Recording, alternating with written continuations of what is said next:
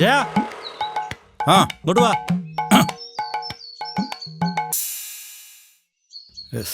ആനക്ക് മടുക്കൂല ചങ്ങായി ഇത് ഡെയിലി ഇങ്ങനെ പണിക്ക് പോയാൽ. അങ്ങനെ പണിക്ക് പോകുന്നവനെ കൊണ്ട് കുടുംബത്തിൽ അരി വാങ്ങുന്ന മോനെ. ഈ എന്തെന്ന് പണിക്കൊന്നും പോയില്ലേ? എൻ്റെ ഏറ്റവും വലിയ ആഗ്രഹം തരുന്നു പറയാം എനിക്ക്. എന്തെന്നാ? മരത്തുമ്മ കയറാനോ? മരത്തിൽ കയറാനല്ല, അതിൽ ഒട്ടിച്ചിട്ട് എന്താ നോക്ക്. ഇത് നമ്മളെ ശിവദാസ് അല്ലേ?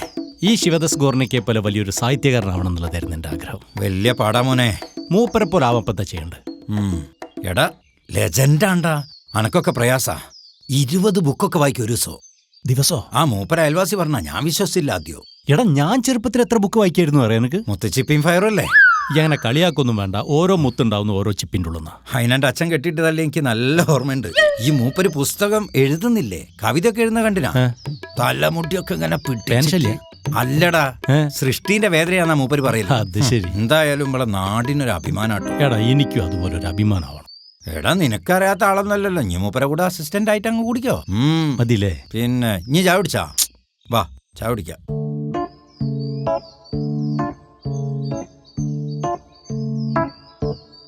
ഈ ഒരുപാട് പുസ്തകം വായിക്കുന്നവർക്ക് ഒരു പേര് അറിയില്ല. മറന്നുപോയി.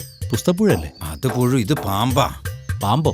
പാമ്പൊക്കെ ചെറുതല്ലേ, ഇത് വലുത്ത് അമ്മായില്ലേ. മൂപ്പരെ കൊണ്ടാ. പറഞ്ഞു തീർന്നില്ല, പിന്നെയും ഗൂർണിക്ക. അയ്യേ എന്തിട്ടത് വല്ലാത്ത മനുഷ്യൻ. ഈ ഒരൊറ്റ കാര്യത്തിലേക്ക് മൂപ്പരോട് അഭിപ്രായ വ്യത്യാസം. എന്താ? ഇങ്ങനത്തെ ഓരോ വൃത്തിയിട്ട പരിപാടിക്ക് പോയി തലവെച്ചു കൊടുക്കും. അത് സെമിനാറല്ലേ? എടാ എന്നാൽ ഈ പെണ്ണുങ്ങളും കുട്ടികളൊക്കെ വന്ന് നിൽക്കുന്ന ബസ് സ്റ്റോപ്പിൽ എങ്ങനത്തെ വൃത്തിയിട്ട പോസ്റ്റർ തൂക്കല്? അതിനെന്താ കുഴപ്പം? ലിംഗനീതി. അല്ല, ലിംഗനീതി എന്ന് പറഞ്ഞാൽ ഈ എന്താ ഉദ്ദേശിച്ചത്? എന്താ? ആണുങ്ങളും പെണ്ണുങ്ങളും തുല്യരാണെന്നുള്ളതാ ഉദ്ദേശിക്കുന്നത്, അല്ലാതെ ഏപ്പടല്ല. എന്താണ് ലതേ, പ്രേമലതേ, പ്രേമലതേ, പ്രേമം. എന്തേ എന്താണ് വിളിച്ചു പോകുന്നേ? ഇതെന്താ ഇത്? ഏത്? കരിയല്ലേ? കരിയല്ലേന്നാ? നിന്നെ പോലെ അടുക്കളയിൽ നിൽക്കുന്നതല്ല ഞാൻ.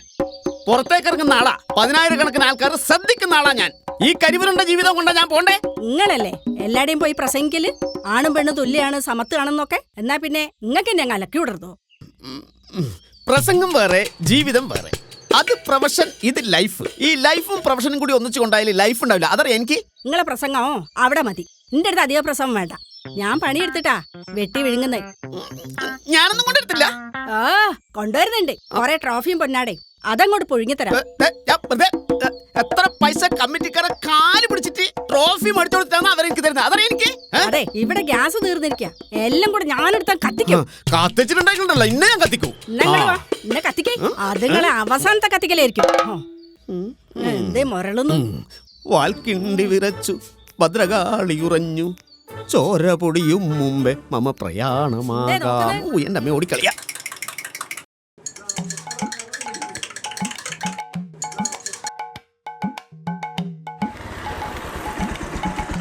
ചേട്ടാ, പിന്നെ ഈ ഗൂർണിക്കോ സാറിന്റെ വീട് അറിയോ?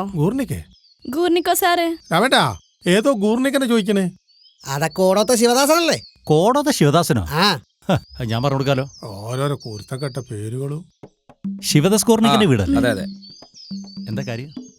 ഞങ്ങളെ കോളേജിൽ ഒരു മാഗസിൻ പ്രകാശനമുണ്ട് അടുത്ത ആഴ്ചയാണേ. അപ്പൊ അതിന് ക്ഷണിക്കാൻ വേണ്ടി വന്നതാ പുള്ളീനെ. പുള്ളീന്റെ റേഞ്ചില് മറ്റൊരാളില്ലല്ലോ.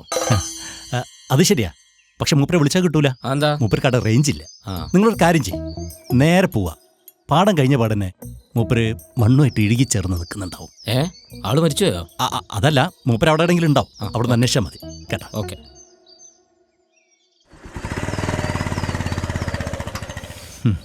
ഗൂർണിക്കോ മൂപ്പര ടൈമാ.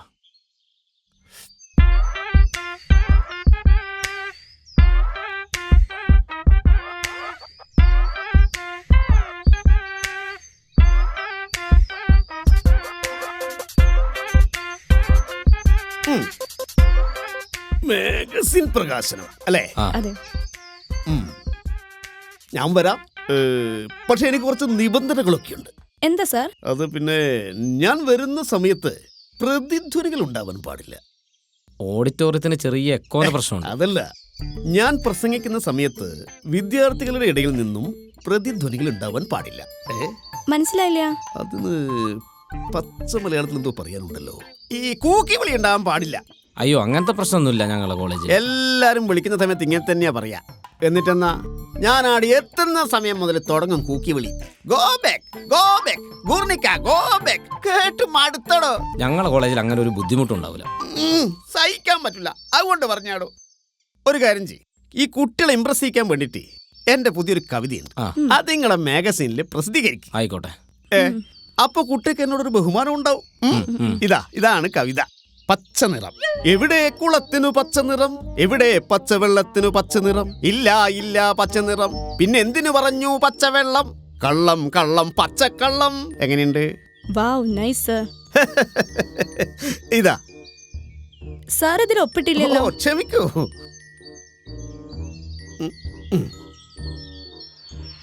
ഇത് ഗൂർണിക്കോന്നല്ലല്ലോ സാർ. അല്ല, ഇത് ഗൂഗിൾ പേ. അതെ, ഈ നമ്പറിലാണ് കവിതേന്റെ പൈസ അയക്കേണ്ടത്. പിന്നെ ഈ ബലിക്കാക്ക കൊത്താത്ത പൊതിച്ചോറുകൾ വേണോ? വേണ്ട സാർ, ഞങ്ങൾ കഴിച്ചിട്ടാ വന്നു. അയ്യോ അതല്ല, ഇതെന്റെ പുതിയ കവിതാ സമാഹാരമാണ്. ബലിക്കാക്ക കൊത്താത്ത പൊതിച്ചോറുകൾ. ഞാൻ കോളേജിലേക്ക് വരുമ്പോൾ കുറച്ച് എടുക്കാം. ഒന്ന് വിറ്റരണേ. ഓ നോക്കാം നോക്കാം. സത്യത്തിൽ ബലിക്കാക്ക കൊത്താത്ത കുഴിമന്തി എന്നാണെങ്കിൽ വേഗം വിറ്റ് പോയേനെ. ഇപ്പൊ മന്തിയാണല്ലോ എല്ലാവർക്കും ഇഷ്ടം, ചോറ് ഇഷ്ടമല്ലല്ലോ.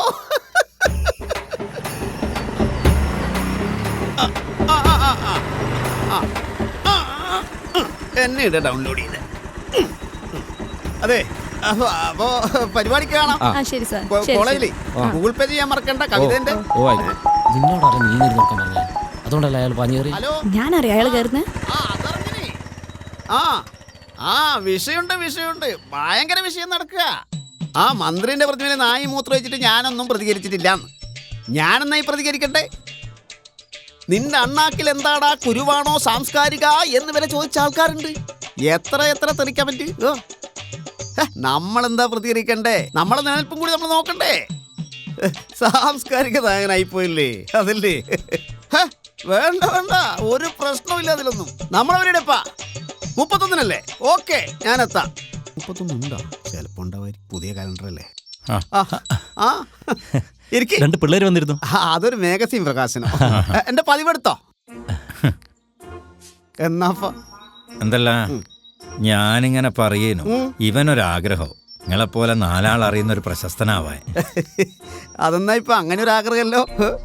അതല്ല, ഒരു ദിവസം 10 രൂപ പുസ്തകം വായിക്കുന്ന ആളല്ലേ. അത് ഞാൻ പറഞ്ഞു നെനുവിനോട്. അല്ല, എനിക്ക് അതല്ല അത്ഭുതം. നിങ്ങൾ ഈ പ്രസംഗിക്കുന്ന സമയത്തേ ഈ പേജിലെ നമ്പറൊക്കെ ഓർത്തെടുത്ത് പറയല്ലോ. അതെങ്ങനെ സാധിക്കുന്നു എന്നുള്ളതാ. നിങ്ങളല്ലേ ഉള്ളൂ, അതുകൊണ്ട് പറയാ. എന്തായാലും എന്റെ ശിശുനാകാൻ തീരുമാനിച്ചല്ലേ. അതെ. അതായത് MTയുടെ 2-ാം ഊഴത്തിൽ 127-ാം പേജിൽ എന്താ പറഞ്ഞത്? ഭീമൻ അതല്ലേ? അതന്നെ. ഈ 127-ാമത്തെ പേജേ ഞാൻ വായിക്കും, വേറെ ഒന്നും വായിക്കൂല. 126 അറിയില്ല, 128 അറിയില്ല. അതങ്ങനെയല്ലേ? ഫിലിം ഫെസ്റ്റിവലിന് പോയിനു അല്ലേ? ഞാൻ ഫേസ്ബുക്കിൽ ഫോട്ടോ എല്ലാം കണ്ട്. എങ്ങനെ ഈ സിനിമേനെല്ലാം കുറിച്ച് ഇങ്ങനെ എഴുതാൻ പറ്റുന്ന? ഒരുപാട് സിനിമ കണ്ടേ. അതെല്ലാം ഒരു ട്രിക്കാണ്.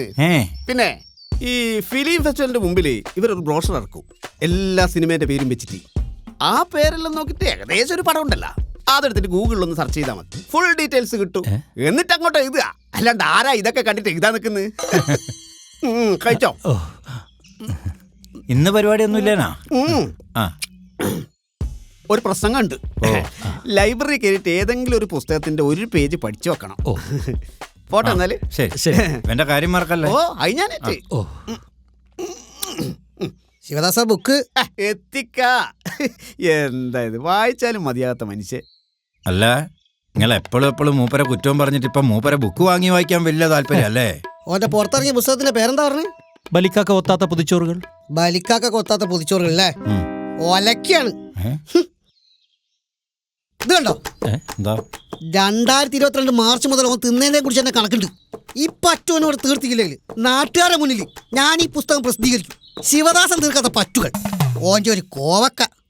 അമ്മയ്ക്കു നമ്മൾ കടക്കാറില്ലേ, അച്ഛനു നമ്മൾ കടക്കാറില്ലേ, പിന്നെന്തിനാ കടക്കാരൻ എൻ കടത്തിനായി വ്യാകുലപ്പെടുന്നു.